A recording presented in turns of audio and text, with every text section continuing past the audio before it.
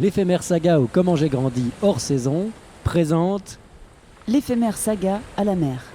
Épisode 1, photo sensible. Personnages, Moi. Son cousin Sylvain.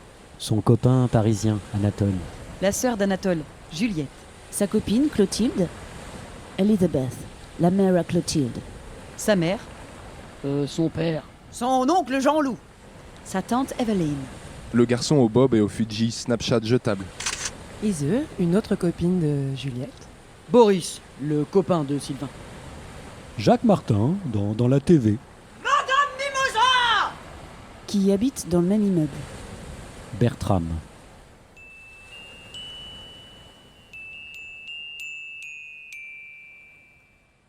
Ma mère dit qu'il y a toujours une première, puis une deuxième fois. La deuxième fois est soit plus facile que la première, parce qu'on sait à quoi s'attendre et qu'on anticipe les difficultés, soit plus décevante, parce qu'on n'a plus la surprise de la découverte. C'est encore trop tôt pour dire laquelle des deux options l'emporte.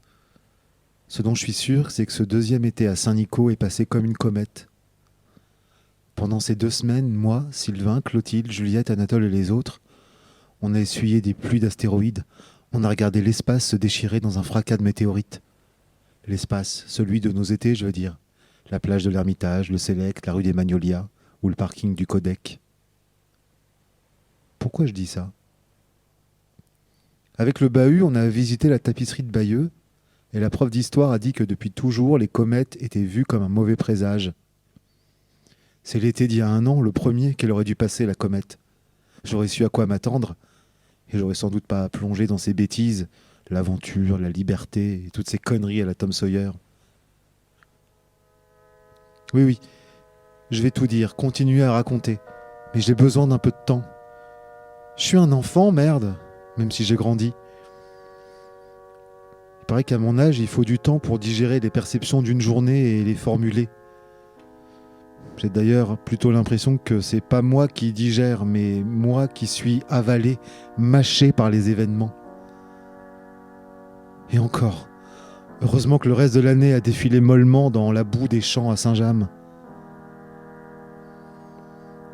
Cet été-là aurait pu se passer comme dans un épisode d'Arnold et Willy dont on est certain qu'il se terminera bien. Pourtant, ça a dérapé. Comment ? Faut que j'essaie de tout remettre dans l'ordre. Toute la collection des saisons, l'été, l'automne et l'hiver. Peut-être après, je pourrais passer à autre chose.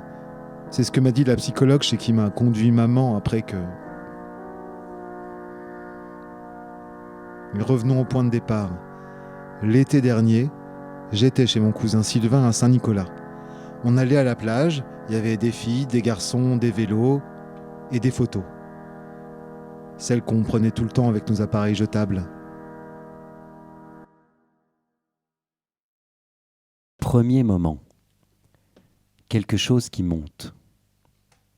Le premier été, au milieu des années 80. À un moment indéterminé du récit, Clotilde et moi poussons nos vélos dans la montée vers Donville. Direction, la plage de l'Ermitage.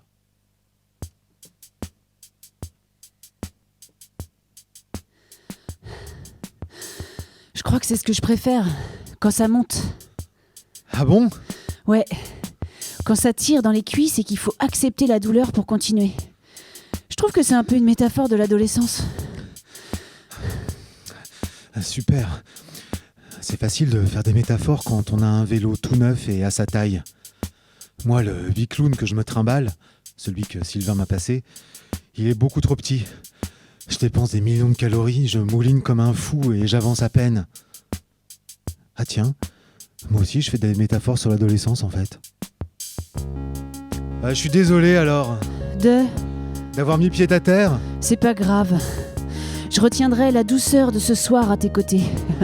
Le soleil s'apprêtant à se faire avaler par la mer. Toi et moi, frappés par le rayon vert. Clotilde est un peu poète. Moi aussi à ma façon, mais j'assume pas officiellement. Je suis pas encore prêt. Par exemple là, si je disais à voix haute « Le soleil dessine un ciel orange et rose qui s'éparpille un peu partout au-dessus de nous. Un vent salé soulève la houle des cheveux de Clotilde en même temps que les branches des pins parasols. » Je me sentirais un peu bizarre. Bon, J'arrive pas à déterminer si c'est bien ou pas de penser des trucs comme ça. Et si c'est valable comme poésie. À quoi tu penses? À la NES, la Nintendo, c'est une console de jeux vidéo. Ah, d'accord. Sinon, quand elle a parlé de ses cuisses, j'ai pas pu m'empêcher de regarder, comme elle porte toujours ce genre de t-shirt blanc ou crème qui laisse une ouverture flottante entre le tissu et sa peau. Je sais que je suis pas ce qu'on appelle un canon, Elle lit dans mes pensées ou quoi? mais j'aime ça, être un peu à côté des attendus esthétiques. Toi aussi d'ailleurs. T'es un peu dans la même catégorie. Au moment où elle dit ça, j'avoue, je sais pas trop s'il s'agit d'un compliment ou d'une vanne. C'est pas une vanne, hein. C'est un compliment. Merci. Du coin de l'œil, en poussant ma bécane, je regarde le profil de son nez, un peu long et cabossé, avec une goutte de transpiration en train de rouler dessus. Je vois ses gros yeux noirs et sa peau tellement blanche qu'elle se confond avec son short. Il y a une mouette posée sur le parapet qui crie très fort en nous regardant. Et avec l'effort, la fatigue et la nuit qui tombe doucement, j'ai l'impression que c'est comme la tête de Clotilde avec un bec et des plumes. On ne bouge plus. Souriez, attention flash. Hein? Quoi? Quoi? Non, La mouette, là. T'as pas entendu? Elle a pas dit... Elle a dit un truc, non? T'as pas entendu son cri formé comme une phrase? C'est hyper beau ce que tu dis. Ma mère organise un atelier d'écriture automatique le samedi soir. Ça te plairait, je pense. Ah ouais, j'aimerais bien pouvoir écrire ou dire automatiquement. On pédale? Ouais. Tu sais, je crois que j'angoisse un peu à cause de ce gamin avec le fusil jetable. Je le vois partout. Hier, il a tenté de me photographier au-dessus de la porte de la cabine à la piscine Tournesol. Vraiment un gros débile, ce gosse. Mais tu sais, moi aussi, je t'ai observé par-dessus la porte de la cabine. Hein? Ah bon? Ah, je dis ça pour rire. Tu crois vraiment tout ce qu'on te dit, hein? Allez, dépêche. Les autres doivent sûrement nous attendre. Je cherche un truc à répondre qui soit pas trop idiot, mais Clotilde attaque déjà la descente. Est-ce que sa blague est une façon de me faire comprendre qu'elle m'a vu quand je l'ai observée, même si elle était de dos, en train d'attacher son maillot? En tout cas, moi, j'ai pas pris de photo. Je suis pas complètement pervers non plus. Juliette! Anatole! Sylvain! On arrive! Clotilde, non mais attends-moi!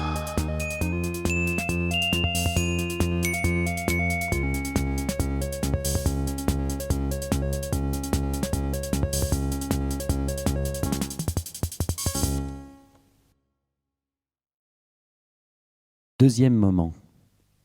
Le 6e passager.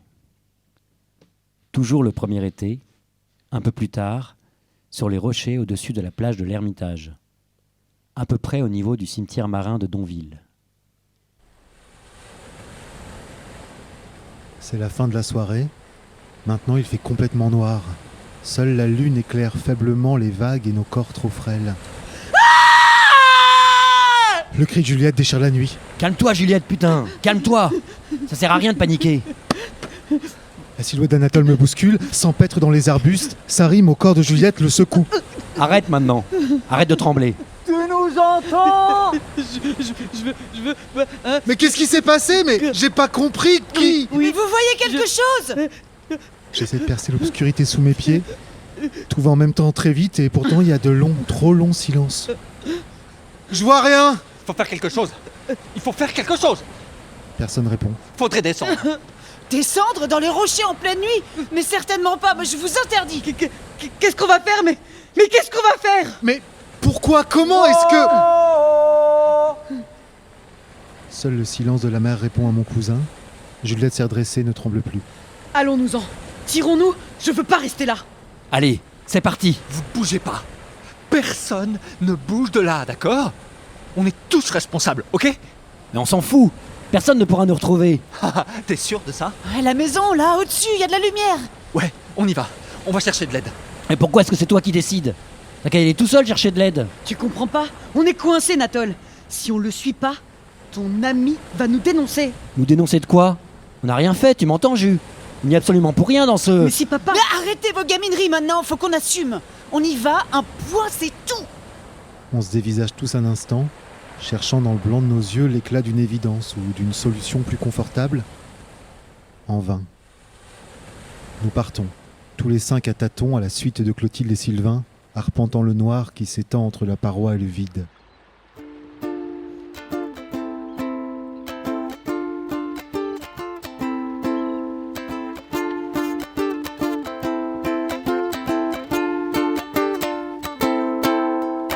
Tout est éphémère, tout est éphémère, tout est éphémère, tout est éphémère. Les filles, l'été, les billes et les pâtés de sable qui s'écoule de nos poches trouées. Tout est éphémère, tout est éphémère, tout est éphémère, tout est éphémère. Des coups de soleil au cornet de crème glacée, de nos coups caressés par la houle, aux moules sur le rocher. Tout est éphémère, tout est éphémère, tout est éphémère, tout est éphémère. Mais je vais quand même à la mer me replonger, oublier les galères de l'année.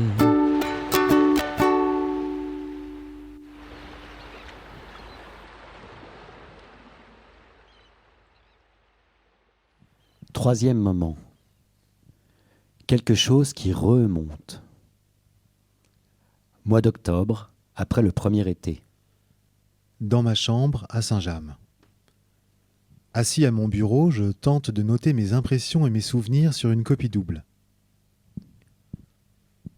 J'essaie de me rappeler les conseils d'Elisabeth, la mère à Clotilde. Mais c'est pas évident. Ah mais si seulement j'avais pris des notes. Laissez courir votre imagination. Et en même temps, j'ai fait qu'une seule séance d'écriture automatique. Après, j'ai pas pu continuer. C'est dommage parce qu'elle donnait vraiment des conseils très pertinents. À la fin, elle m'a dit que j'avais quelque chose. Fermez les yeux, faites le vide. Le vide.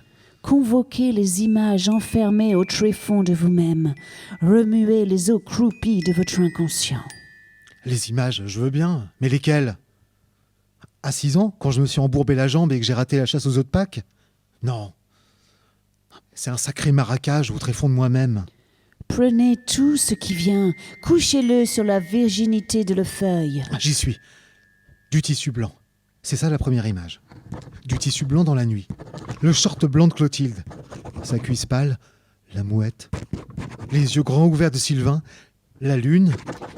Laissez remonter les bruits, le pellicule de vos souvenirs, puis la bande-son de votre mémoire. La pellicule. Ouais, c'est vrai que si j'avais les photos, ça serait plus simple. Mon Kodak jetable est posé sur le bureau. On dirait que le tout petit œil de l'objectif regarde à l'intérieur de mon âme. En passant par les narines, la bouche, en descendant par la trachée. J'ai mal rien que d'y penser. J'ai envie de les développer, mais j'ai peur. Si... Mais peut-être certains souvenirs doivent pas remonter, je me dis. Ouvrez les yeux, prenez votre stylo et notez, sans réfléchir. Notez tout ce qui vient. Sans réfléchir, Adélaïde, là, je vois que vous pensez. Elle donnait vraiment des conseils intéressants. J'écris, sans réfléchir, et je dis à voix haute à mesure que j'écris. Aïe aïe, glagla, dans la nuit, ils n'ont pas tout vu.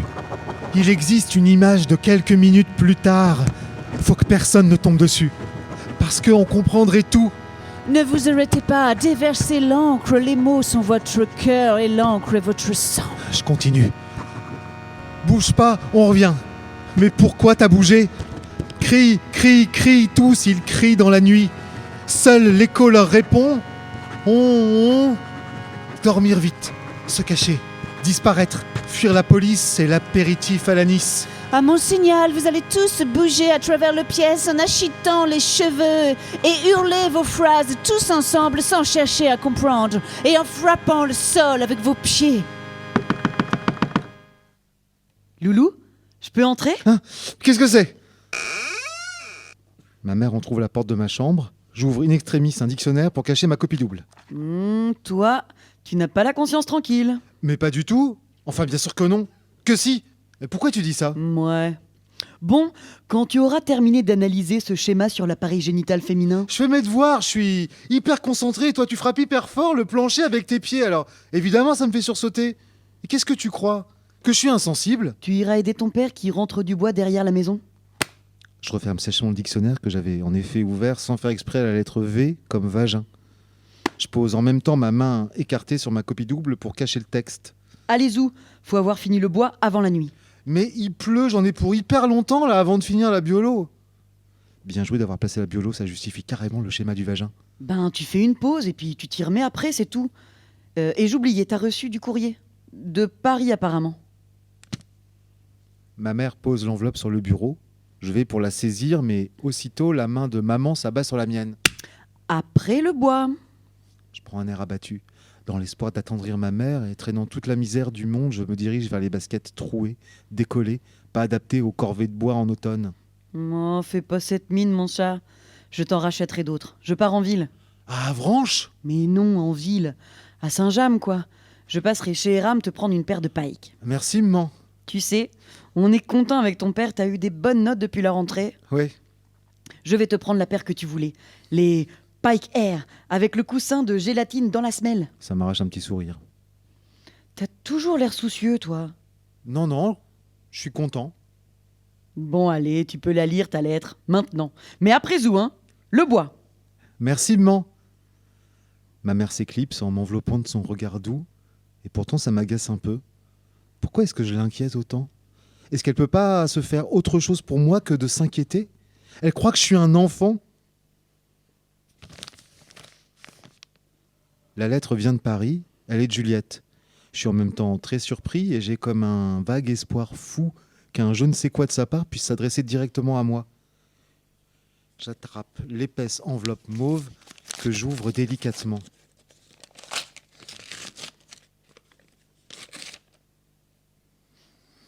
Je renifle le papier au cas où, mais ça ne sent que le papier. Cher toi, j'aurais aimé t'écrire plus tôt, mais j'ai pas eu du tout le temps du tout, avec la rentrée et tout. J'imagine que pour toi c'est pareil, même si c'est dans la Manche. Je n'arrive pas à parler avec Anatole de cet été, ça m'embête beaucoup. Alors j'essaye avec toi. Au fait, comment vas-tu? Moi, ça va pas très fort. Je fais des cauchemars et dès que je vois un policier, j'ai l'impression qu'il me regarde comme s'il savait et qu'il va me matraquer. Heureusement, on n'en est pas encore là. Dieu merci, on n'est pas en RDA. La police ne frappe pas les gens sans raison, ni n'arrête les gens préventivement. J'aimerais bien que tu me dises si tu vas bien et à quoi tu penses quand tu repenses à cet été, si ça t'arrive. Sinon, je suis quand même contente de certaines choses. Pour mon anniversaire, mes parents m'ont offert une place de concert pour Axel Bauer à l'Olympia. J'ai hâte. À bientôt. J'attends de tes nouvelles. Un bisou. PS, je te joins une photo de toi parce que je trouve que t'es trop rigolo dessus et un peu mignon. Et que c'était quand même marrant.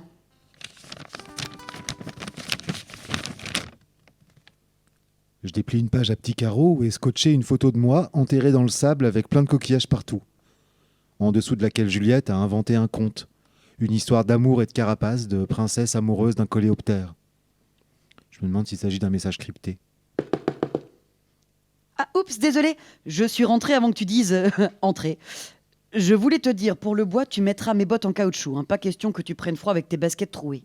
Je file. Elle tourne les talons et s'arrête net. Mais attends, je vais en ville. Elle regarde vers mon bureau où trône le Kodak jetable. Je peux déposer ça chez le photographe? Sa main s'avance vers la boîte noire de mes dernières semaines. Non mais ça va maman, tu sais, je peux l'amener moi-même et... Tu n'es pas impatient de découvrir tes photos de cet été? Sans que je puisse répondre quoi que ce soit, je regarde l'appareil disparaître dans son sac à la vitesse d'un couperet qui tranche le destin. C'est fait. On ne peut plus reculer. Ma mère a disparu. Un frisson parcourt mon échine tandis que j'entends déjà le break R18 emporter ma mère et mon Kodak vers l'inéluctable.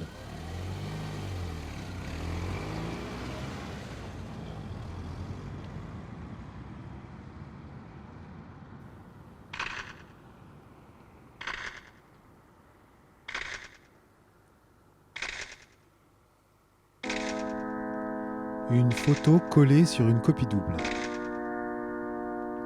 On y voit 2 filles en blouson noir et en maillot de bain, posant avec des pistolets à eau devant l'entrée de l'immeuble, le Cèdre. L'une des deux chevauche une mobilette Xiao rouge. C'est Juliette. Tout autour de la photo, comme un ruban de mots, on peut lire un texte en capitale et au feutre. Les blousons noirs nous encerclaient. Ils avaient la main sur le quartier. Des trous dans les portes ils faisaient. À coups de fusil, de pistolet. Les pneus des vélos ils crevaient. Tout le monde avait peur, se cachait. La concierge brûlait des cierges. À la tension des mimosas. À Saint-Nico c'était l'été. Tandis que certains s'amusaient, un autre était désespéré. Dans le coin droit du haut de la photo, une flèche ajoutée au stylo bic désigne un point lumineux non identifiable. À l'autre bout de la flèche est écrit, cette fois en tout petit entre guillemets et au crayon, Lui, il fallait s'en occuper. Les clics-clacs commençaient à faire chier.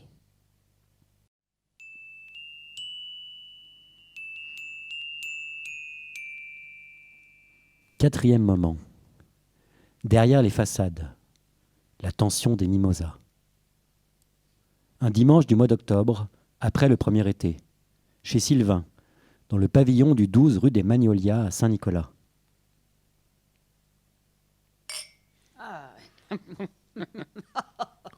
J'étais pas revenu depuis cet été.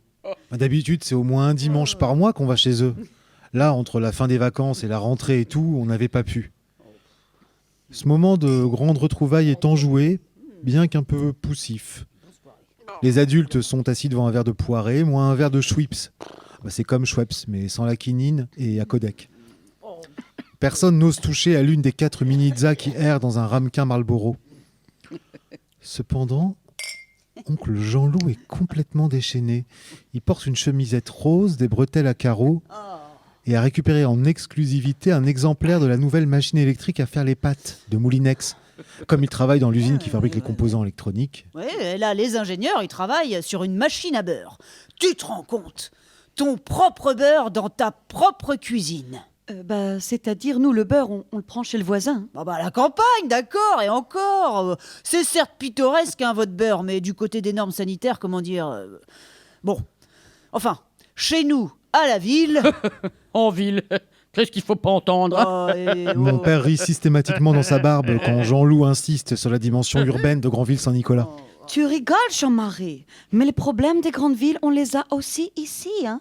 Ah oui, lesquels par exemple, hein? Ah, t'es là, toi. Je saurais pas la réponse. Sylvain déboule de sa chambre, s'approche sans dire bonjour et me marmonne un truc. Je te préviens, j'ai pas vraiment le temps de jouer et tout, là. La 3e, ça rigole pas, j'ai un énorme devoir de maths à boucler.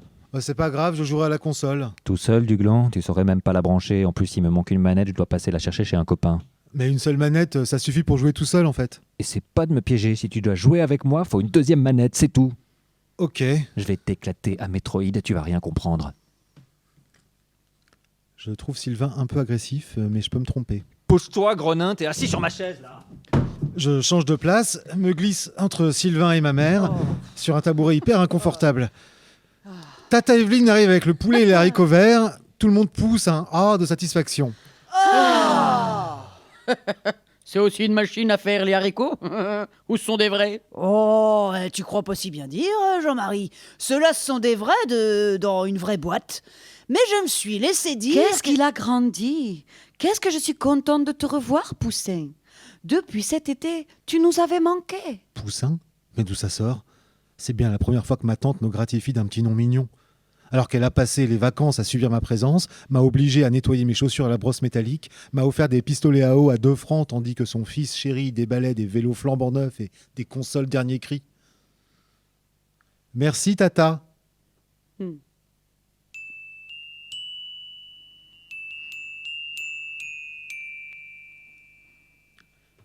Là, c'est après manger. Dans la cuisine, ma mère et ma tante parlent de trucs dont parlent toujours les femmes après manger. Sur le balcon, mon père et Jean-Loup fument, évoquent le chantier de ravalement des façades des HLM voisins, qui, paraît-il, vont être revêtus d'une seconde couche au motif rayé, grâce à un mécénat de l'usine Saint-James. Ah bah, ça va être du beau travail.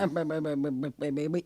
Si ça se fait, hein, parce que les mécénats de la tricoterie... Oh, bon, quand même. Sylvain et moi, on est dans le salon, sur le canapé. 9. À toi. On tire au dé pour savoir qui débarrasse la table et qui joue à la console. Comme il n'y a qu'une seule manette. C'est le plus gros score qui décide. 5. La poisse. Attends, tu veux pas tenter un truc? Je sais pas. Quel truc? Un autre truc de hasard.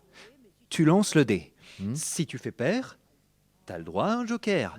Si tu fais impair, c'est moi qui te rajoute une contrainte. Quel genre de joker? Tu dois me proposer un défi, et si je le relève pas, je débarrasse. Et je joue à Metroid. Ouais. Et pourquoi on se débarrasserait pas tous les deux, puis après on va chez ton copain chercher la deuxième manette? On n'a qu'à lancer les dés. Si je fais pair, on va chercher la manette. Si je fais impair, Sylvain hésite. Un éclair de folie traverse son regard. je jette la console par la fenêtre. Je crois qu'il est sérieux. Je sais pas ce qui lui est arrivé, si c'est la conséquence des événements de l'été ou quoi, mais il est différent d'avant. Il lance le premier dé. 7. Le second. 1. Le total est pair. Yeah! Je le sens soulagé, la console est sauvée. Bon, en même temps, c'est un pavillon, il n'y a pas d'étage. Et pour la table, Tu t'y colles. je lance le dé. Ok. Je jette les deux à la fois. 4 et 2, 6. Merde, putain, le con! Sylvain, j'ai tes oreilles. Et venez ici, la table ne va pas se débarrasser toute seule. Écoute, je lance le premier dé. Si je fais entre 1 et 3, t'as le droit de rejouer. Si tu rejoues, faut que tu fasses plus de 3 avec le deuxième dé. Et alors là, qu'est-ce qui se passe? On se casse en loose dé sans débarrasser ni rien.